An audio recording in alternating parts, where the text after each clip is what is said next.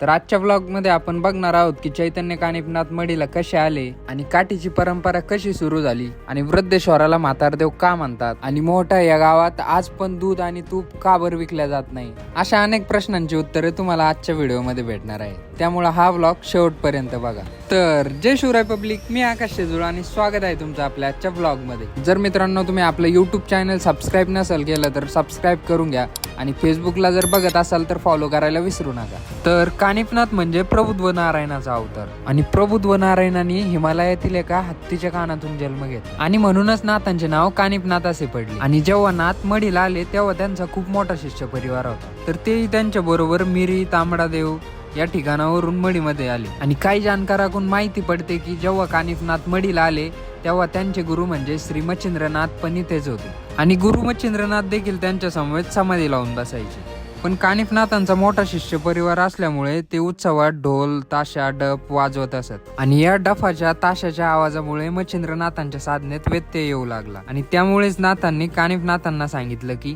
मी वर डोंगरावर जातो असे बोलून मच्छिंद्रनाथ इथून 5 ते 6 किलोमीटरवर असणाऱ्या मायंबा या ठिकाणी गेले. आणि त्यानंतर कानिफनाथांनी फाल्गुन वैद्य पंचमी म्हणजेच रंगपंचमीला संजीवन समाधी घेतली आणि याचमुळे रंगपंचमीला इथे खूप मोठी यात्रा भरते आणि फक्त महाराष्ट्र नाही तर इतर राज्यातूनही भाविक भक्त येथे दर्शनाला येतात आणि याच दिवशी सर्वांना मंदिराच्या आतून दर्शन घेता येतं.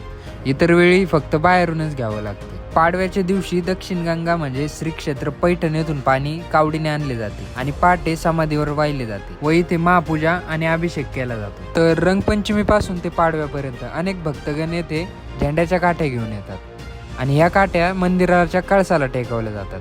पूर्वी याच काठ्या समाधीला टेकवल्या जात असत आणि हे बघितलं आणि त्यानंतर आम्ही निघालो मोठा देवीकडे.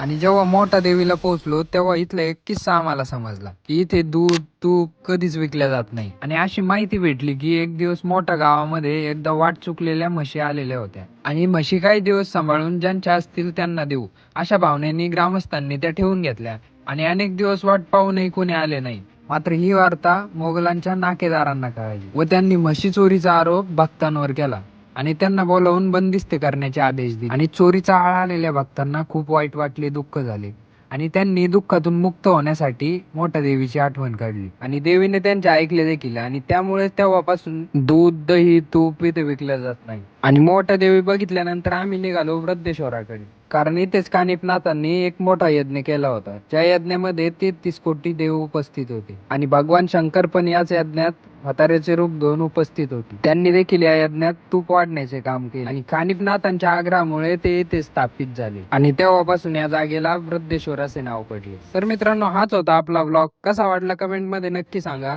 आणि हो, जर आपल्याला सबस्क्राईब नसेल केलं तर सबस्क्राईब करायला विसरू नका. Thanks for watching guys.